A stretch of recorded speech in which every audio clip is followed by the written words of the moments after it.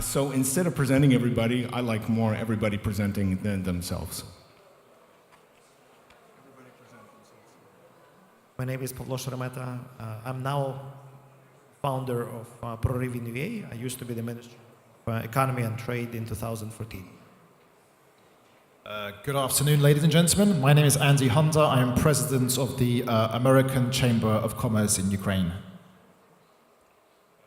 Доброго дня, панство. Я Чернишов Денис, заступник міністра. I am Chernyshev Denis, Deputy Minister of Justice, Ukraine. Vasil Hershovsky, Director of the Agency of Development of Mykolaiv and Advisor to Mayor Mykolaiv. My name is Roman Vashchuk. I'm the Ambassador of Canada to Ukraine. Canada is a country that will be implementing a free trade agreement with Ukraine this year.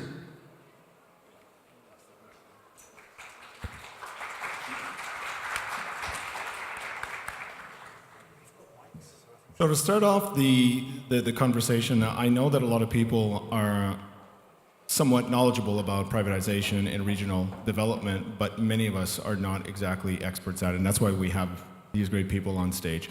I'm one of the people that I came here today because I wanted to learn as much as possible while opening a little bit more my horizons. So the informal style of discussion is the way it's going to be. I asked the panel if they were okay to start off first with, so not to go back and forth, is more with privatization, and then after that we would go more into regional development, if you're okay with that. So I'm just going to start off the questions, and then probably the rest of the questions are probably going to get thrown out because it's going to turn into a different angle. So any of you who want to jump in first, let's start off with the IMF in terms of privatization, which is one of their top 3 big demands on that. Do you want to, Andy, I don't know if you want to start off on this, or who would like to jump in to discuss that? And how far away are we, or how realistic is it? Thank you, Luke. And I think privatization for us as the American Chamber of Commerce, we have set out 5 key priorities for Ukraine's sustainable financial recovery. Number 1 is continuation of our IMF program. Number 2 is repatriation of dividends. And number 3 is privatization. And we said this last year.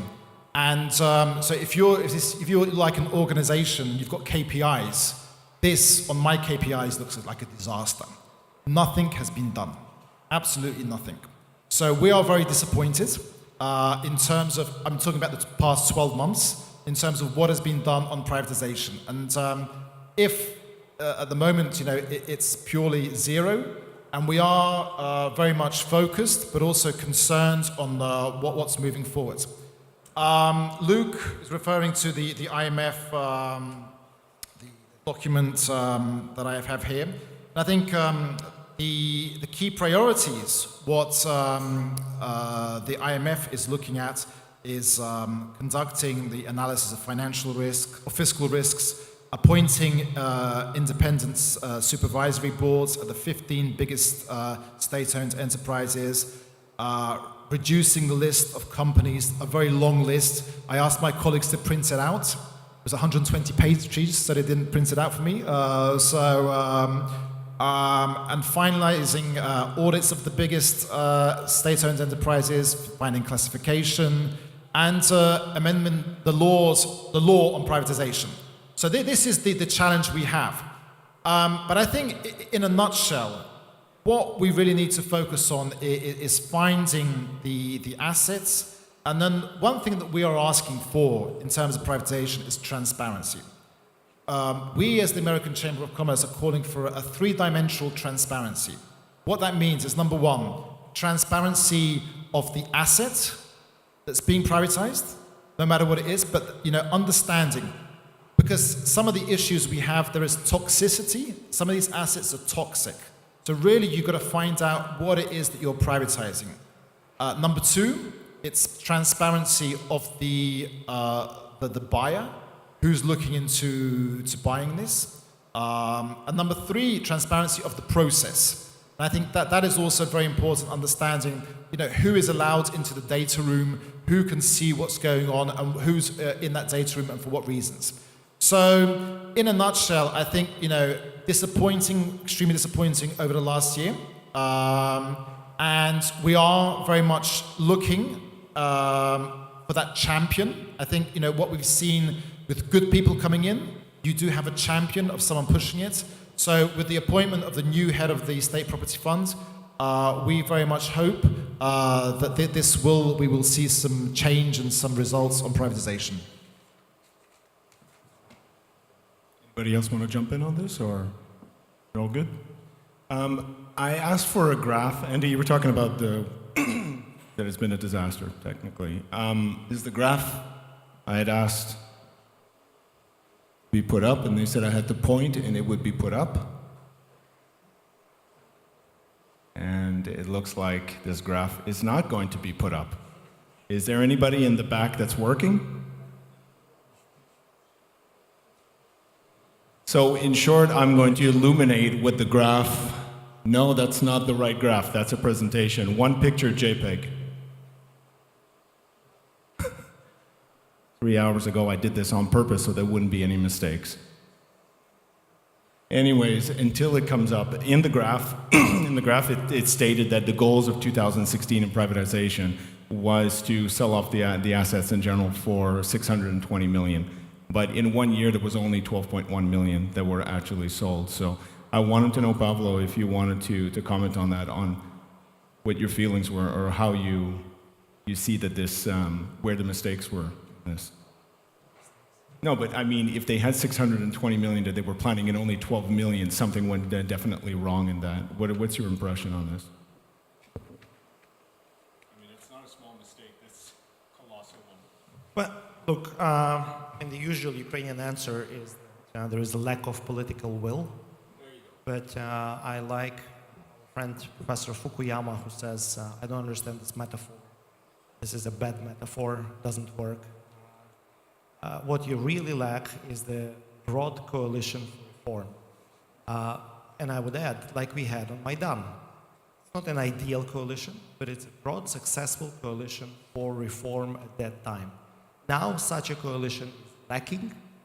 As we know, the issue of privatization is not especially in people's minds on the positive side. There's very much still remnants and heritage of Soviet socialist mentality in lots of people. Besides, some people, I think they're fairly anxious who will end up owning the assets.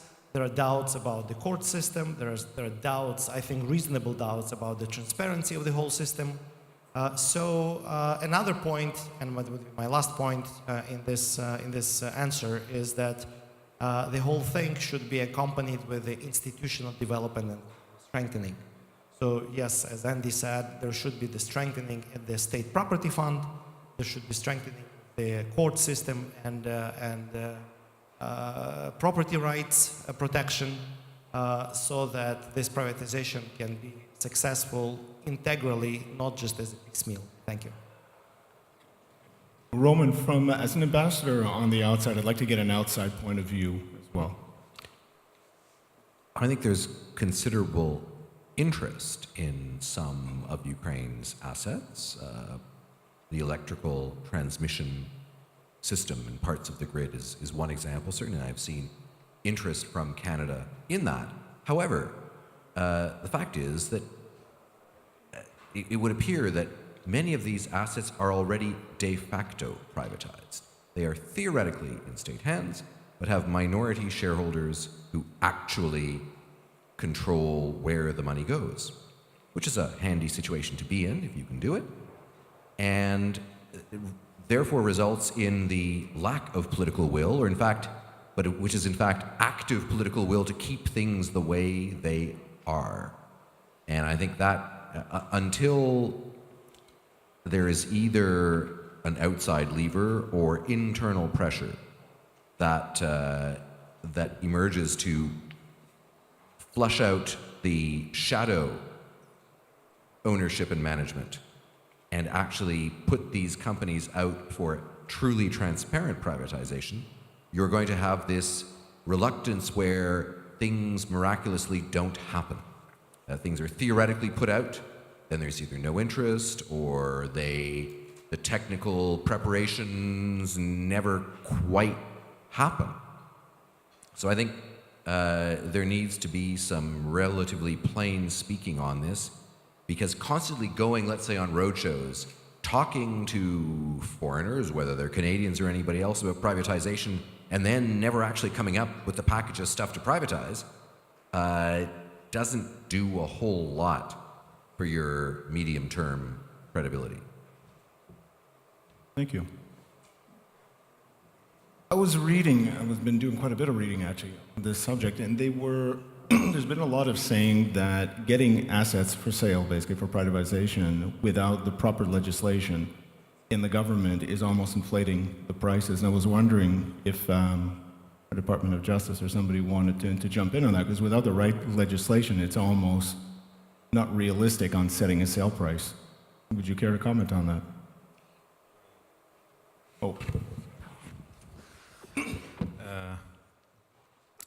Зрозуміло, що It is pretty clear that there are some questions about legislation and legislation when we are talking about privatization legislation and how state-owned enterprises are operating.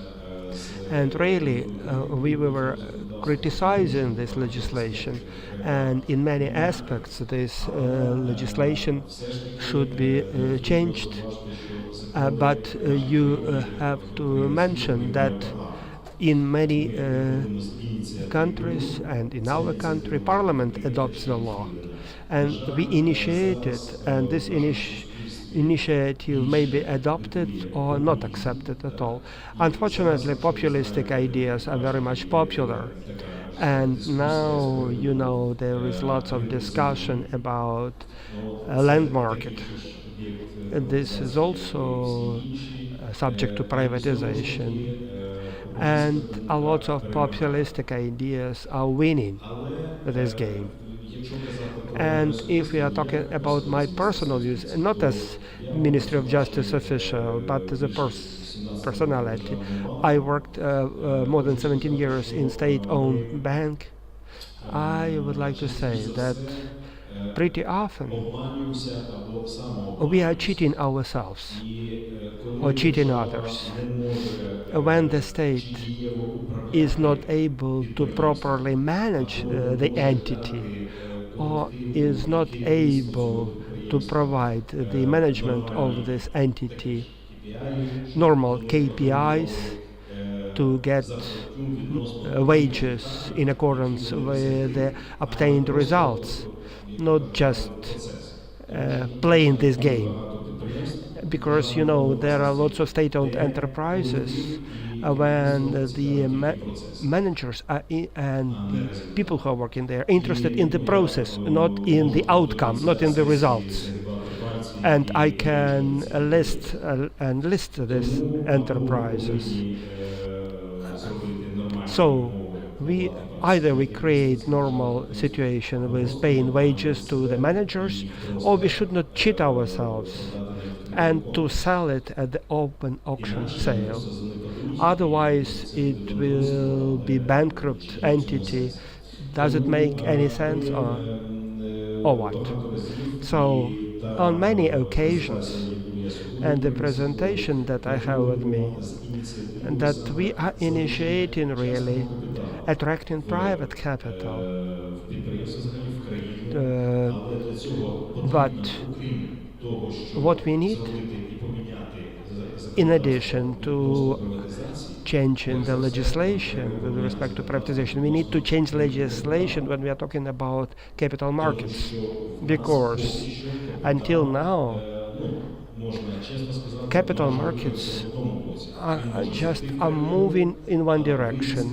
It can come into the country, but it's pretty hard to get out of the country. Sometimes it's mission impossible, unless we'll provide the proper conditions that there is entry strategy and exit strategy. Even change in privatization legislation, we won't attract big players. That's my response.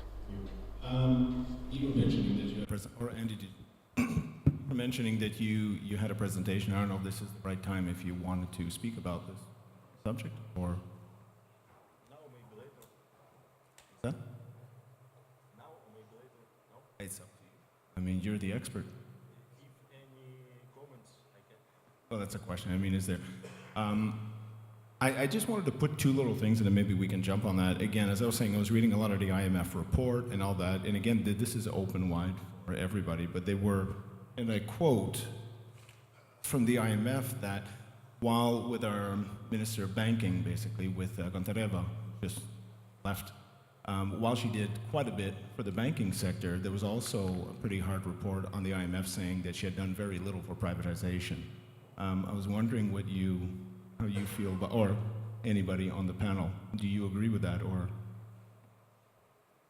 probably not? Andy? I mean, that's what it says in the document. Yeah, but I wonder what you feel personally about this. I mean, all of you in general. I mean, as the members of the American Chamber of Commerce, I think, we do feel that having this as a priority for us. So we feel that absolutely we agree that very little has been done. But do you feel, I mean, you can all hear me, but do you feel at the same time that maybe the IMF is asking, do you feel that maybe the IMF is asking for a bit too much amount, all the restructuring in the banks that had to happen, plus privatization and everything? Is it asking too much, really? What it's asking for improving the legal framework, do you think that's asking too much? It's asking creating a larger pipeline for privatization, i.e. the 120 companies that I mentioned, the small SOEs. So not only focusing on the large ones, but also going for the smaller SOEs. Back in 2014, which is 3 years ago, we prepared the list in the ministry, 1,000 objects, there's 1,000 items to be privatized. So everybody knows what the items are. They are long in the pipeline. Just either no political will or no broad coalition for reform, which is not the dead end. This is just the starting point. Which means we have to be more active, we have to be more persistent in building this coalition and pushing this issue through. What needs to be done is very well known, not only from IMF, but also within the government too. Jump on this. It was part of my second part in this, is that now that Grossman has passed his 1 year in April, do you see now with Khortytsa, are we going to be seeing more exits, more big changes now with the pressure for the next tranche of the IMF from his part, or he's passed the 1 year period, is what I call it, probation period, that now it's time to really get in. Do you see some big changes happening? Who wants to take this one? Oh, Mykolaiv is in. Так. In general, within 1 year, a lot have been changed. But what have been changed? Let's take, for example, Mykolaiv. In the list of privatization objects or items, whatever, minority package of Mykolaiv Obel Energo Power Company and heat supplying, Central, heat supplying plant. From standpoint of the city council, we attracted consultants. Deloitte was attracted to assess the objects. Is it possible to sell within short-term period even minority stocks? The property of Mykolaiv Obel Energo is not having technical description, and actually the land plots are not allocated just under the technical objects. There are lots of technical problems that are not possible to be solved within short period of time. What have been changed? What have been declared before? Now it's kind of delayed, put for better times, because there are no active movements to solve this problem. From city of Mykolaiv, we sent a list of technical issues, what have to be done to make sure that we don't have any discrepancies when we are selling it.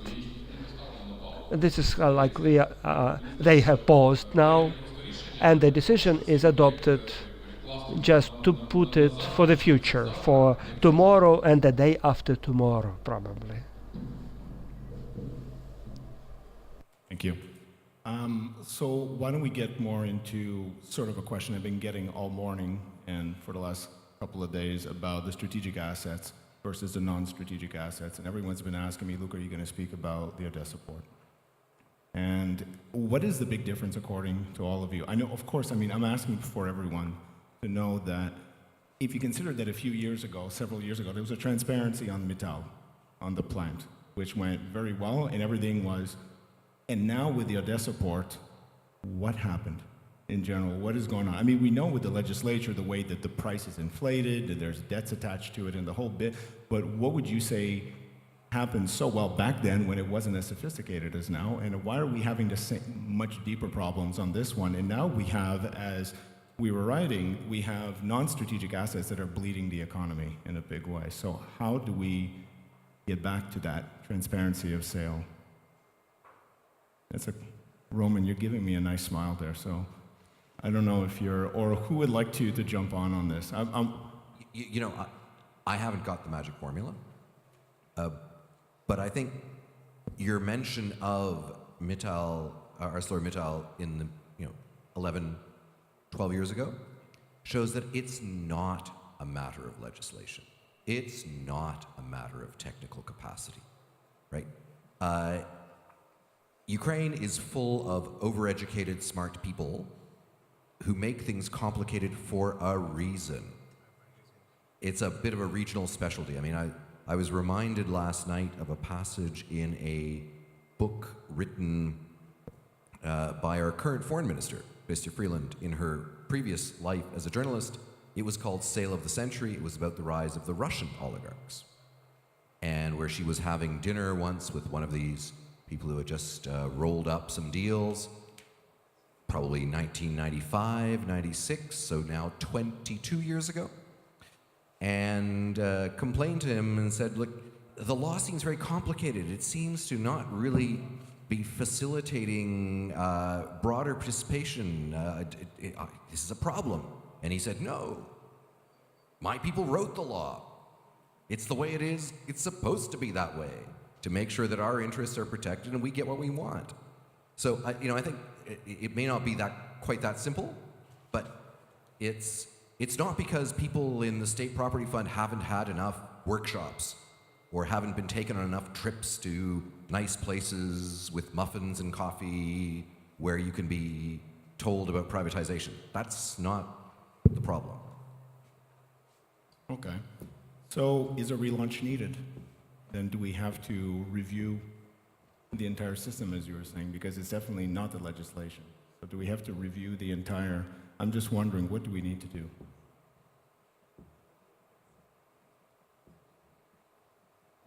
How do we get back those days of Mittal?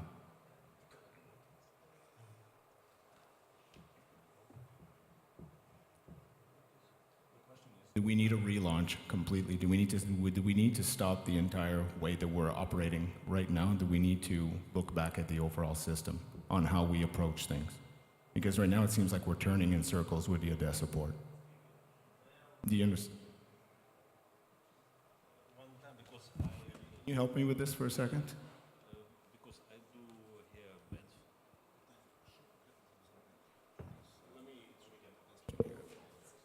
Aha. Okay. I do hear. What I'm not asking so good. is, how do we, right now, it feels that we're turning in circles, like with the Odessa plant, on what's going on. People are saying that we need to redo it again, and it feels like we're just turning in circles consistently. Do we need to stop everything and to have a relaunch to understand how do we get back to the days of, as Roman was saying, that it's not legislation, but it's how people want to approach the situation? Because it feels like it's a never-ending circle. Ну, я б не зовсім би погодився, що I not fully agree that there are no problems with the legislation, but the problem is really how we are selling our stuff, how we are presenting this, and how we promote it.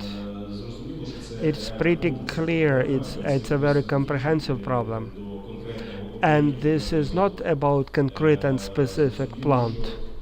It is pretty clear that we need to deal with the strategic investors and investors that are dealing in this sector. And we have to provide them what they will really get when they will buy this object. So really, not only legislation, but legislation as well we lack legislation.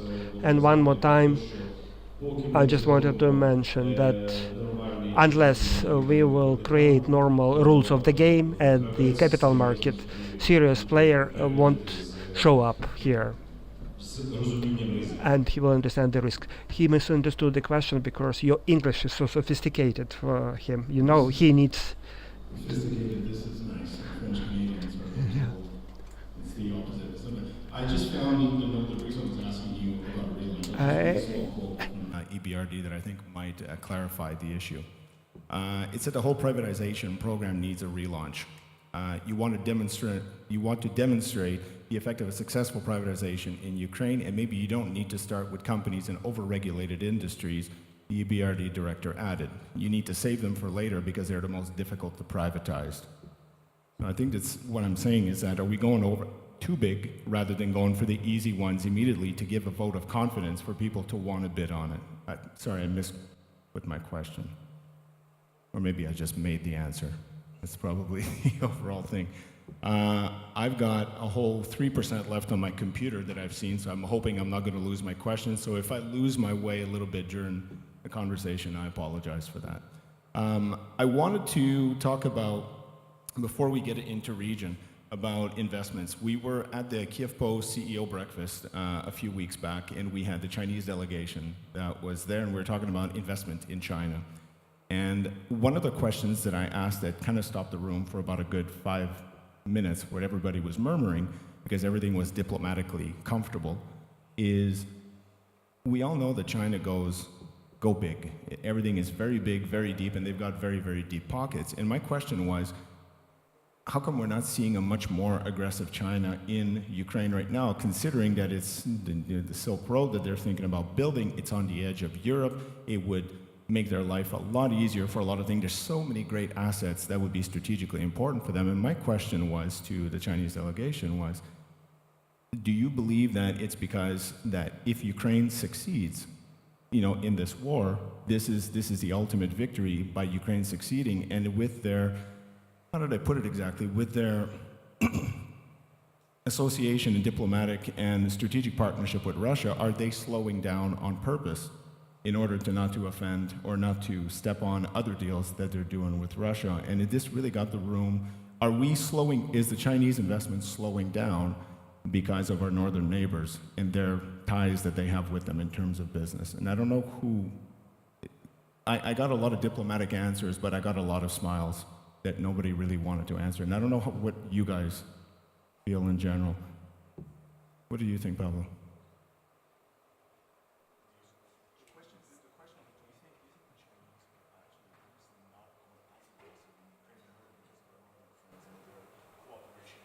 Sorry, his acoustics is terrible here. I can see Luke talking. I hear the noise, but I almost do not hear the words. So I had to, I had to listen to him again without the microphone.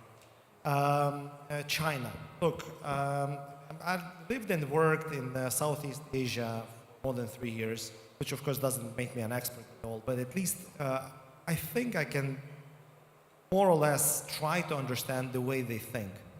By the way, corruption is not something that they get scared of. They more or less know how to deal with that. What scares them is when there is no stability, even in the deals which are, let me put it mildly, negotiated already. And Ukraine is quite famous in actually, failing to deliver on the deals which were pre-negotiated, and that drives them mad. That basically drives everybody mad, But the Western world gets mad just even knowing and hearing about corruption. Most of the companies, most of the countries. China is different, but when Ukrainian either entrepreneurs or bureaucrats just fail to deliver on pre-negotiated deals, they just have no clue how to deal with that, because that's not how they used to work, in their country. So I don't think it's the issue of China versus Russia. I think it's our ability to execute. It's our ability to perform. It's our ability to deliver and do it on a consistent basis. I think that is the major issue. Talking about privatization and attracting good bidders and all that, so do you feel that the cloud of what's happening with Russia, do you think that this is influencing a lot of bidders, and possibly your interest in Ukraine in order to bid on these privatizations?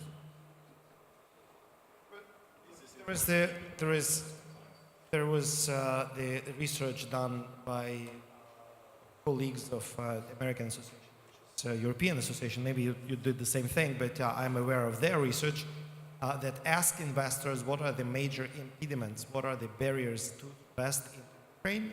War is in third place, actually, distant third place. Yes, distant third place. Guess. Yes.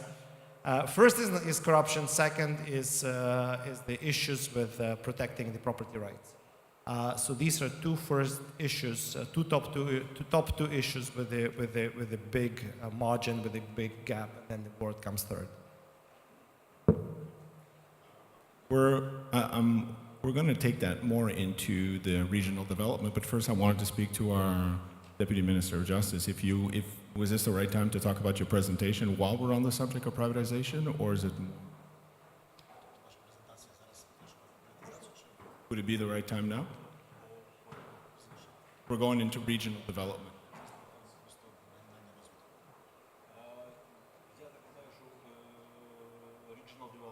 Okay, so we're going to go more into regional development. I think we've talked in general about everything in terms of privatization, what's wrong, what's happening. You've seen the big 2016, 2017, the last 2 years, not much has happened. So we're going to get into, it's a good thing that always keep a piece of paper in case your computer dies. Trust me, it's a good way. I wanted to get more into the regional benefits, the potentials, and the risks, and that's why we invited the city of Mykolaiv at the same time, because Kyiv Post, we just did a big report on the city, and that's where I really got to discover Mykolaiv in a good way, and I thought that was Lviv this and Lviv that, but I got to really discover the great things that are happening in the city. So it's fantastic. What I would like to know, and anyone again can jump in on this, is decentralizations. Andy, maybe you can give a politically correct answer on the pros and cons on it. Like, there are people saying it's good to decentralize, but there are people saying, no, it's just going to breed corruption on a regional basis. It's going to be out of check. So can you? I think if this panel is on two topics, privatization and regional development, personally, I'm much more comfortable talking on something where we have results and there is some good news. Unfortunately, privatization is one of the things we've probably done the least on as in terms of results. But in terms of regional development, I'm very happy what we're seeing as our members. You mentioned Mykolaiv. We have very tangible cases. Bunge launched a $180 million seaport facility a couple of months ago. We have companies like Lactalis. We have PepsiCo, who have a large fruit juice plant. And we see this across the country. But I'm curious about one thing. If the port in Mykolaiv has got such as positive, explain to me a bit about Odessa and the size. I mean, the sheer size I know, but explain to me, why is Mykolaiv turning it so well versus maybe because... The number one issue is the people. If you have good people, you have good things going on. We see this very tangible. Mykolaiv, and we know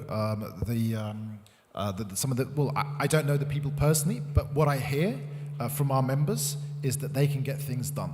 So this is very much focused on the people. You have good people, you have people that are open to investment, and the people not only to lure the investors coming in, but once they're in, that they can solve their issues. And this is many cities. I mean, I was in Poltava 3 weeks ago. We have DuPont Pioneer have a very large seeds factory. In terms of Poltava for the gas extraction, we have, but this is across even places like Uzhhorod or Ternopil or across Western Ukraine, Ivano-Frankivsk. So we are seeing this, and we're seeing a good, healthy competition now amongst some of these regions and some of these cities, and they understand that the taxes that will be paid because of decentralization into local budgets, that is what they need to fight for. So they need to fight for the investors to showcase that their cities or their regions, and to attract the investors to come in and invest their dollars in their regions.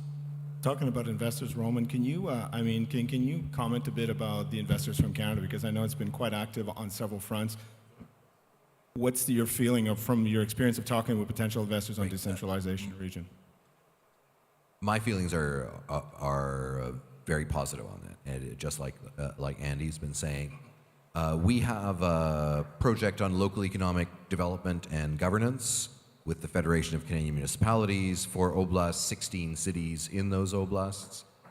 And I visited most of them, and they are out there. They are not just publishing brochures, they're recruiting companies, they are making sure that permits are issued fast. I was in Kolomea, Ivano-Frankivsk Oblast, a small town of about 60,000, about a month and a bit ago. There's a big German-owned factory that's going up there, auto parts, and the manager in charge, the German manager, said, "Everything I need, I can now do here." Said, when we built our first plant 5-6 years ago, I was going to Kyiv every week to get a permit for this or beg for that. Said, now I can do it all here.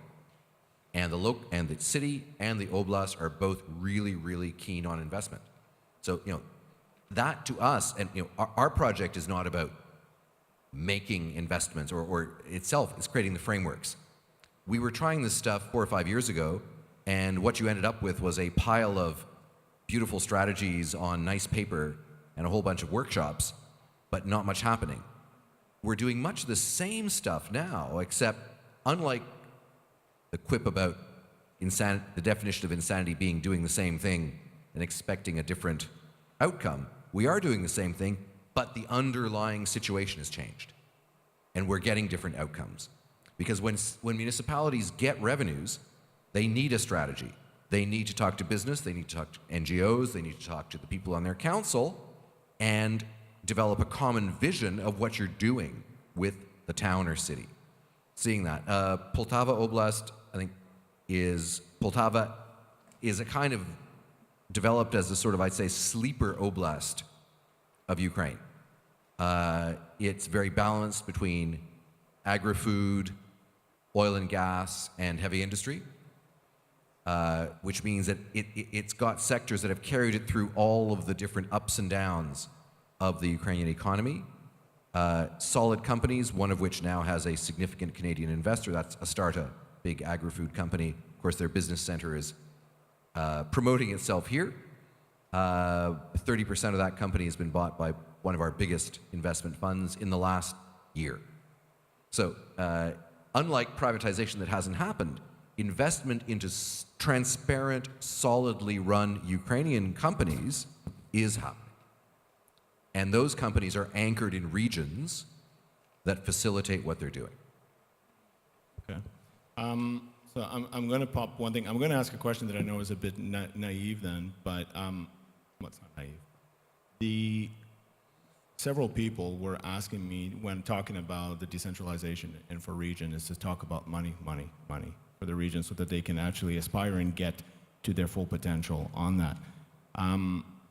Rather than the money going back to Kyiv and then, as one person told me, disappearing into a black hole where they don't see it, and with certain cities are generating a lot more money and getting very little back in a way.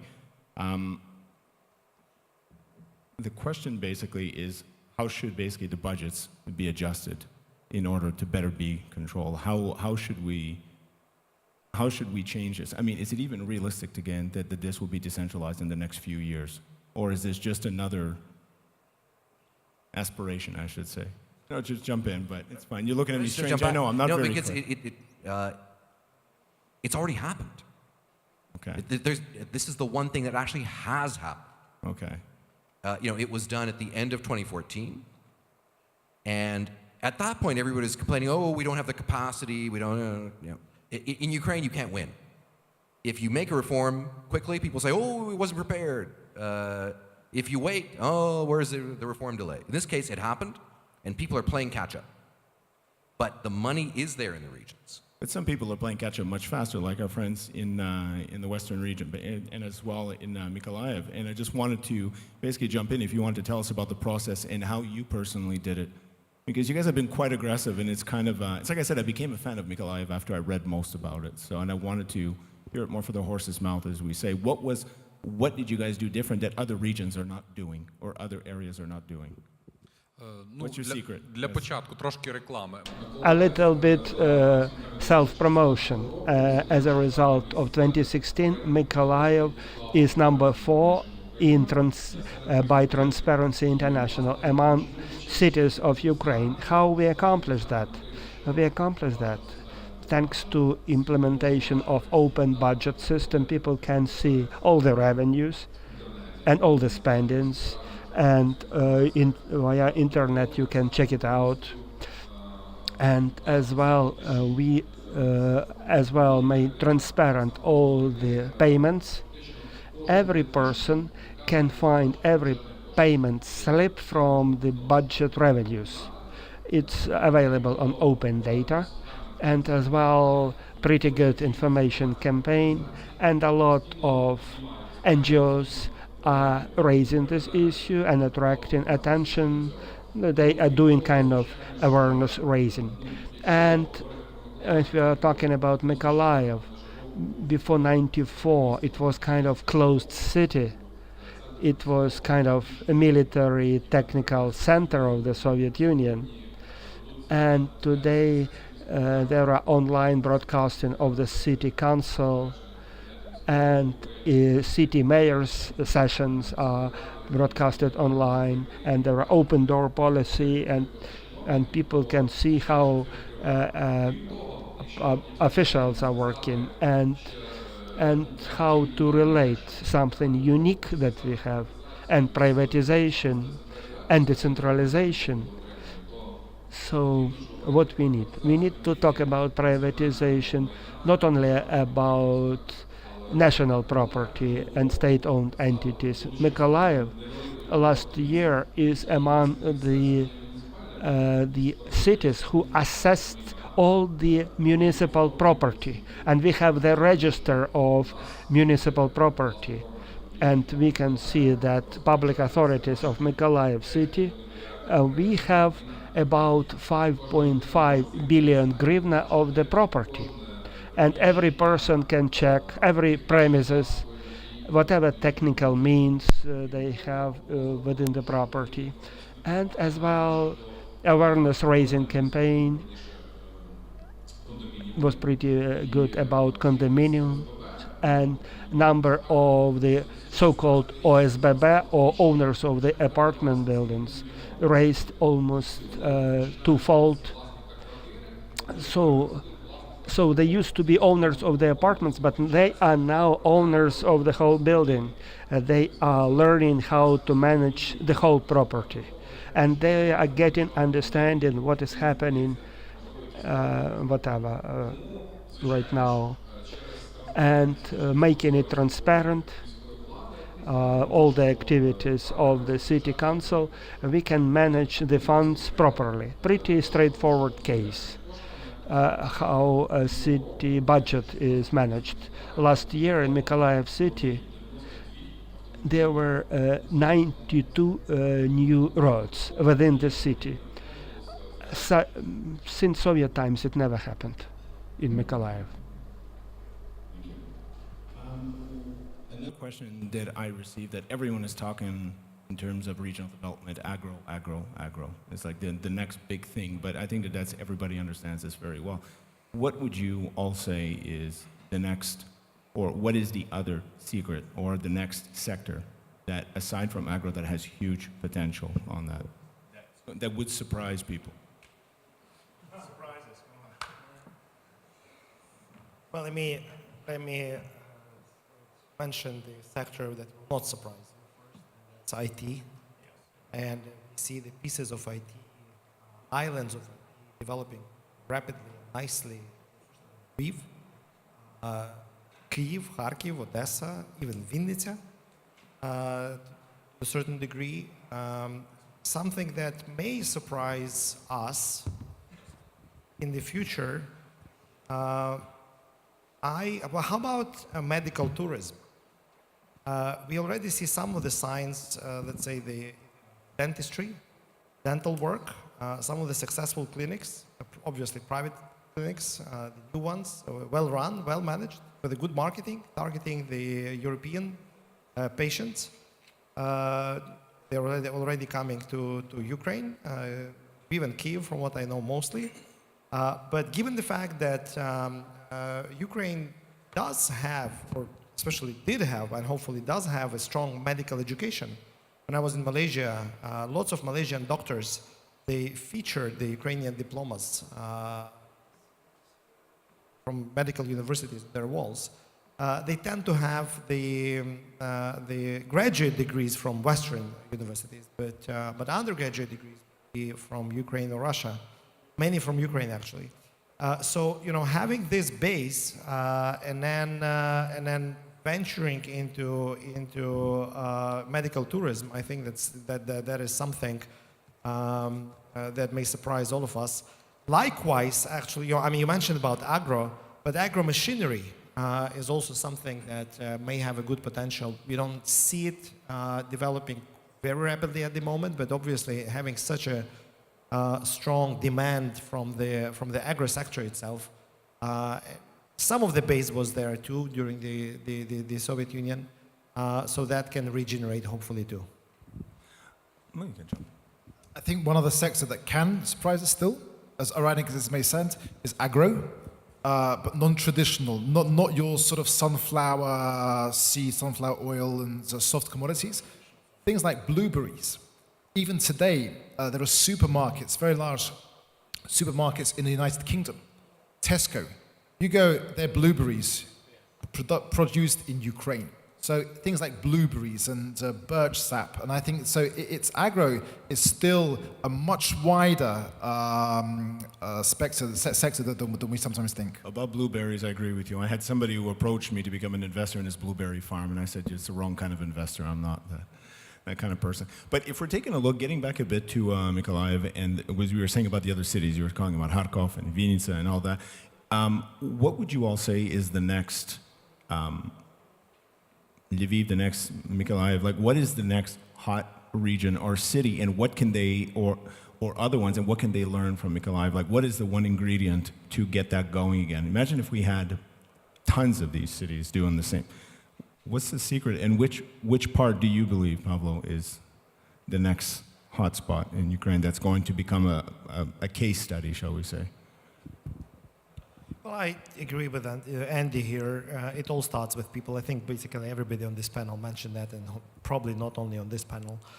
So whenever you have a mayor, and by the way, that relates to the top leadership of the country too. Whenever you have the top leadership with the developmental mentality, you see basically wonders and miracles in the positive sense of the word. Whenever you see the top leadership in the city or in a country with the predatory extractionist mentality, I mean, surprise, nothing happens.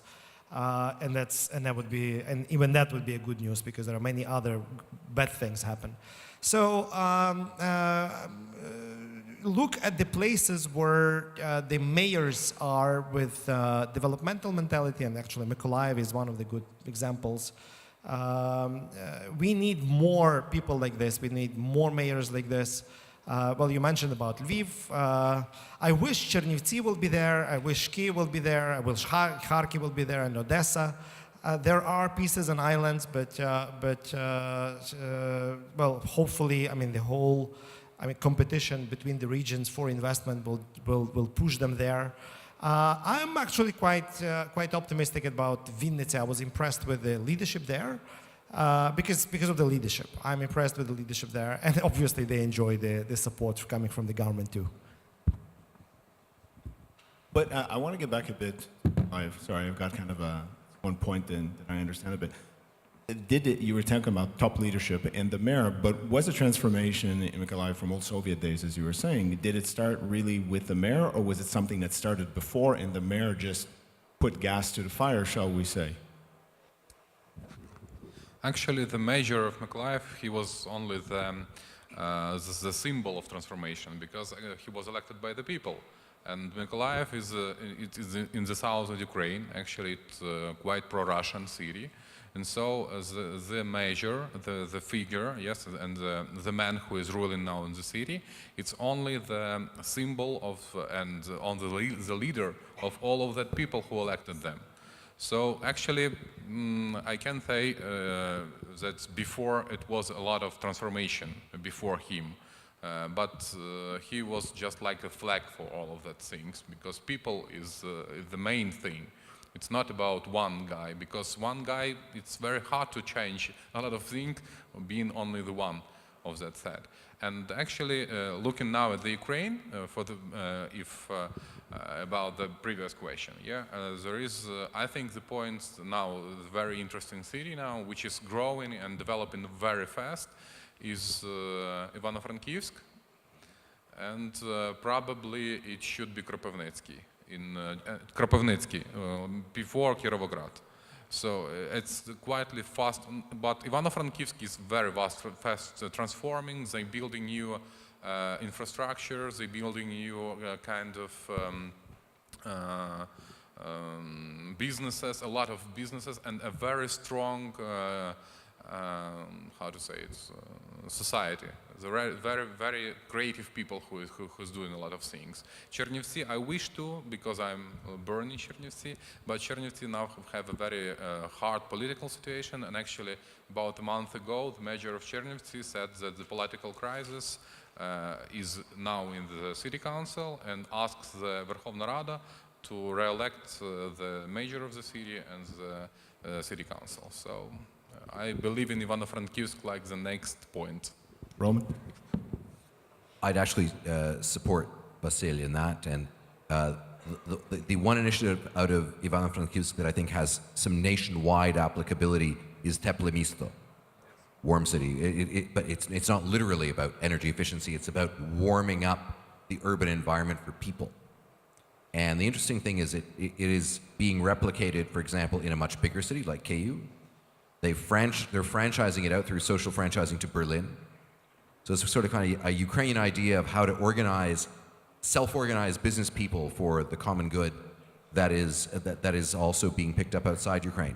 I'd also flag, though, that this is something that has to happen and is, I've seen it happening in smaller towns and in villages. And I think you've got, I've visited a small village in Vinnytsia Oblast, where two villages are uniting. They have two quite dynamic village mayors, 2,000 people here, 3,200 people there, but they've applied for every possible grant program. They've got geothermal heating in their village clinic. They've been on an exchange trip to Poland to figure out how to run things better. So that's happening too at the very grassroots. And in sort of in the middle tier, and again, just because of a recent visit to Ivano-Frankivsk Oblast, Dolena, a town where the mayor came out of organizing a credit union and then applied that kind of community organizing expertise to running the city. And so you've got a former single industry city that's developing new ideas, looking at biotech as an alternative to just oil and gas, that sort of thing. So I have to say my regional trips make me more optimistic than just hanging around Kyiv and reading social media posts about how people don't like each other. I'm going to ask one more question, but that's for everyone. I'd appreciate everyone giving a very short answer on it, and then we're going to get into your presentation. But I think I'd like to start first with you, actually, to answer it. But it's an overall question. I want your direct answer.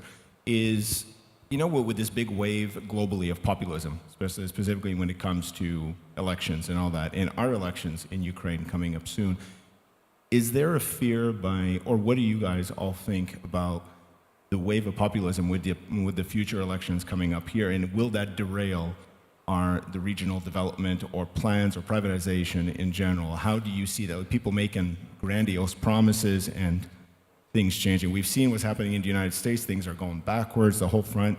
What is the potential of the derailment in this country with the elections coming up?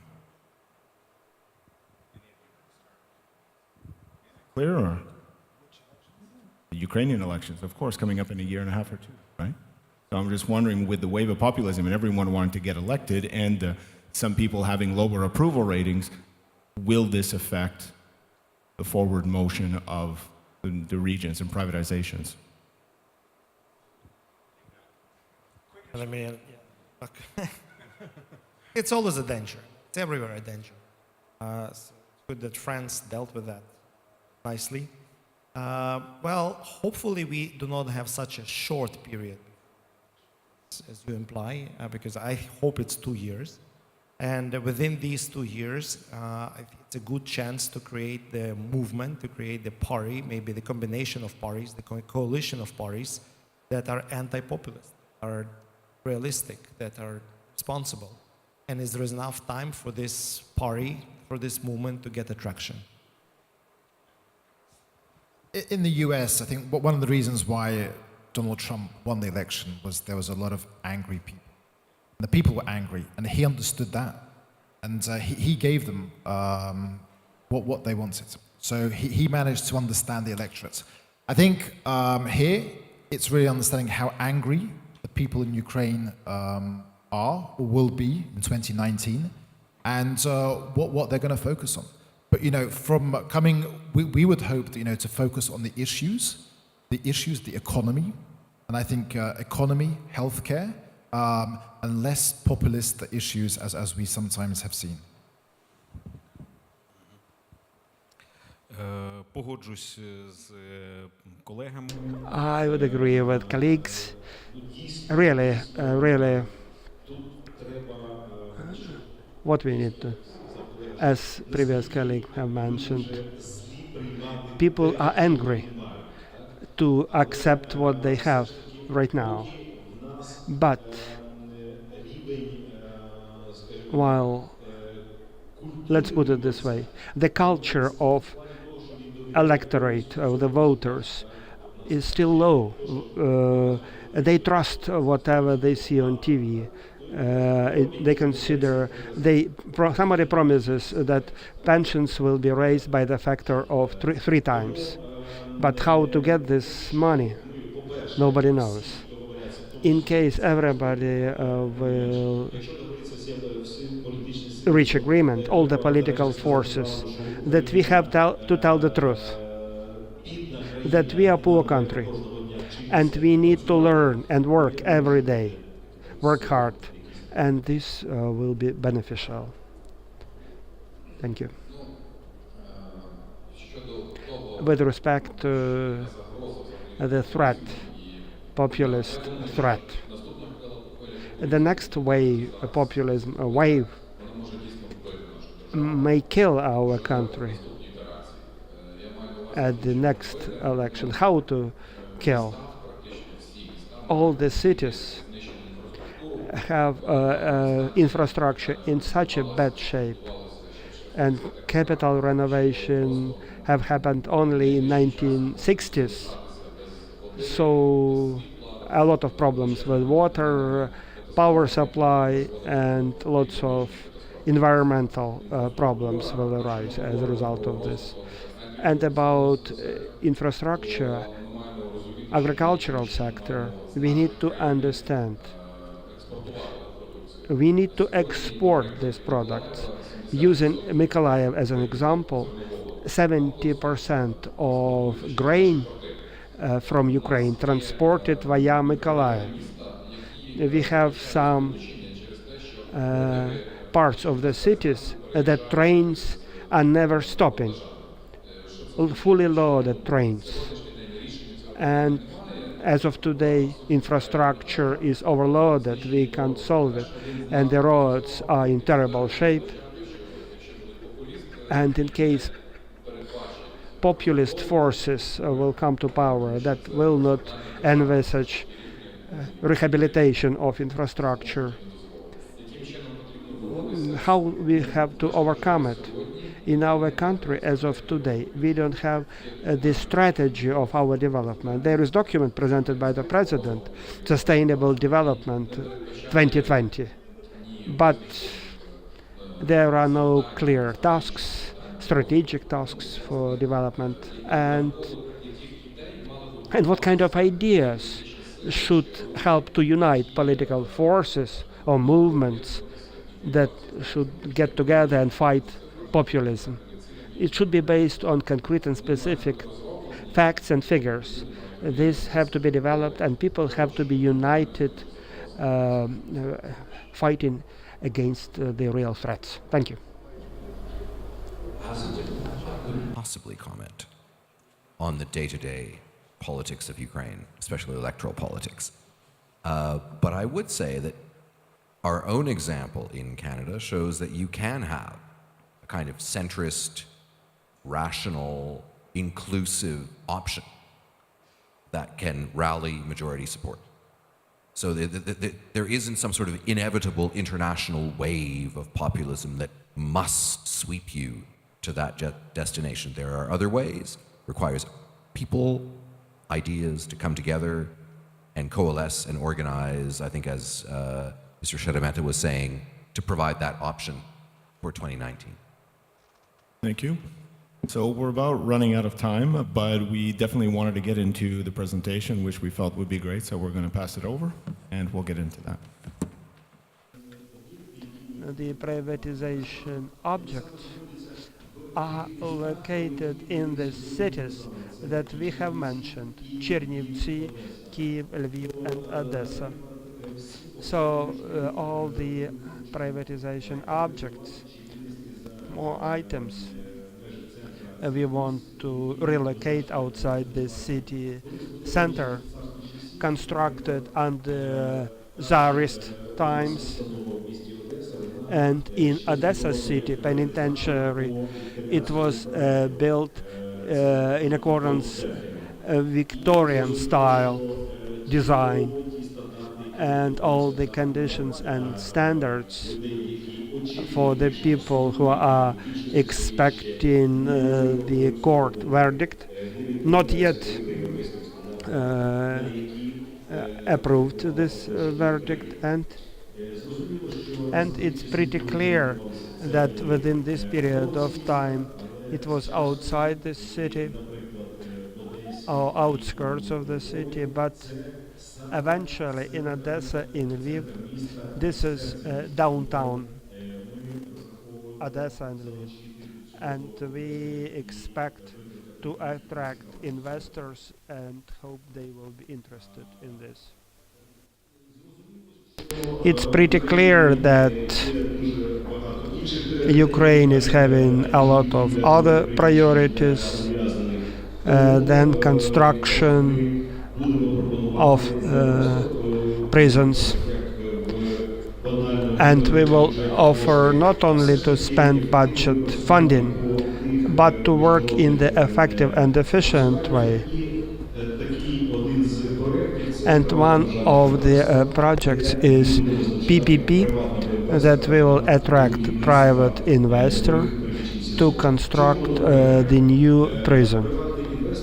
And private investor that will be a winning bidder will have the opportunity to build the new prison,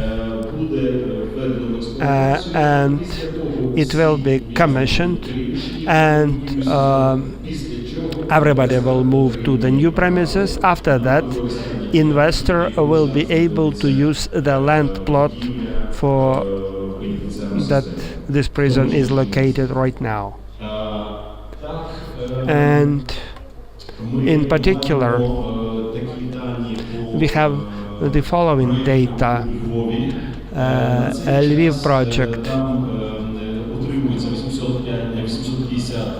850 inmates there, and the land plot downtown city. It's about 1.5 hectares, very close, 300 meters from Opera Theatre. With respect to this object, we have some negotiations ongoing, but we wanted to present it to you as well. With respect to Lviv city, we mentioned the advantages, and it's pretty clear that we cooperate with the city authorities because this premises in downtown area is not beneficial for the city, but some hotel can be built, and this can become like an anchor to attract additional tourists, and the flow of tourists is increasing on annual basis.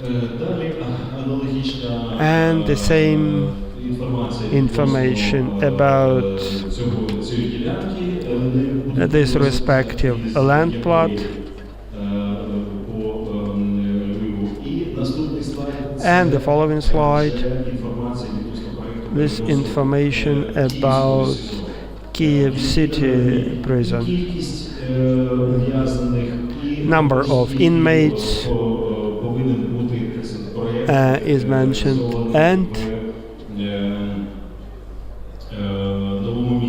and the project to be implemented in the new space.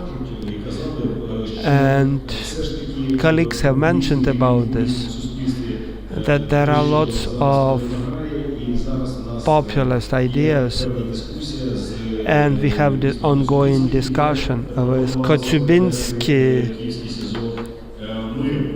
city. We offered them to move it there, 600 jobs, and population in Khortytsa is not a big one. New infrastructure. We are facing discussion, but we are moving forward with respect to this project. And possible implementation of the projects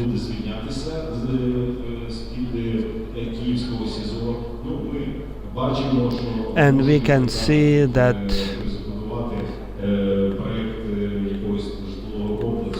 some construction can be built here, but investor will decide how to utilize this plot.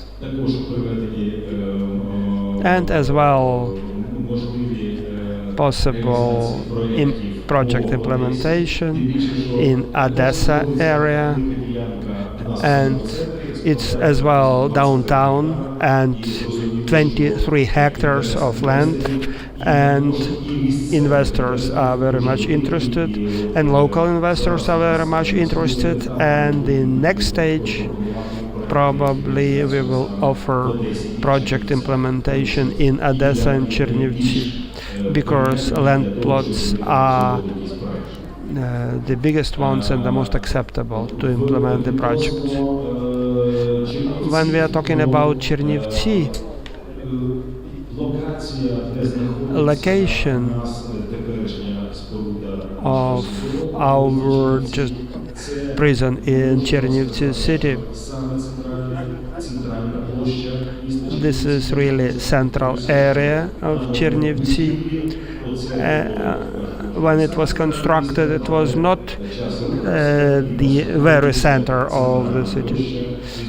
And as of today, it is pretty clear, no sense to keep jail in downtown area. So it's even a crime. That's basically it from me.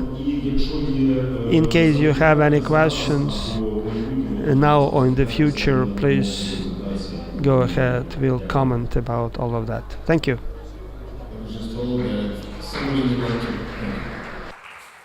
Nice presentation. I was told somebody would like to ask you a question. They said, "Oh, I need to ask him a question." Come on, I'll bring you the microphone. My name is Olena Bekreniova. I'm a manager. Я Ольга Осака, я консультант, Only representative of the government, so the question goes to you. So according to the memorandum of understanding between Ukraine's government and IMF, memorandum of economic and financial policies, Ukraine is very clearly committed towards privatization, and it's stated that by the end of 2016 we aim to undertake contest sales of 6 Oblenergo's electricity power companies. And Mykolaiv, presented today by representative of the region, is one among those 6 enterprises. So what are main obstacles? Why this commitment was not accomplished? And how do you see solutions? And my second question is just general, not to you. I even do not know exactly who I shall refer to, so I assume probably there is somebody in the room who can answer. One of the organizers of today's event is Thomson Reuters. That's, as far as I understand, Russian company. That's a supplier of analytical information. And what are Russia's investors' appetite in Ukraine's companies, and what state-owned enterprises Russia's investors are interested in? Thank you. The first question was why the privatization plans were not implemented. I would like to tell you that it's on the surface, the response. In most cases, either minority stake was on sale, and certain political clans are controlling this, and they are not interested in losing the profits. And let's put it frankly, we can see it on regular basis because Ministry of Justice is responsible for registration and for notary support. We can see that there are lots of under the carpet wars happening. And we can see one of the major entities, I mean Ukrnafta, how many years having 40% in the capital, one group have monopoly of all the work and all the income of this respective company. So they'll do everything via court verdicts not to implement privatization at the level planned. About the second question, I won't be able to respond to you because I am not organizer of this event. Thomson Reuters, this is not a Russian company. This is for sure. Maybe Dom and RU, they're using it as a basic for CIS countries. It was other thing before all that mess which started in 2013. But that is a 150% British company, 100 years. Yeah. Вчора продали. So it was a short one.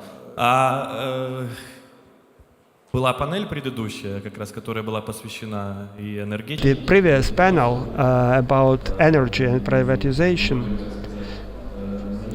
and whatever you have discussed. So I can't add anything. Any further questions? I would like to thank you for attention and have a nice day, everybody.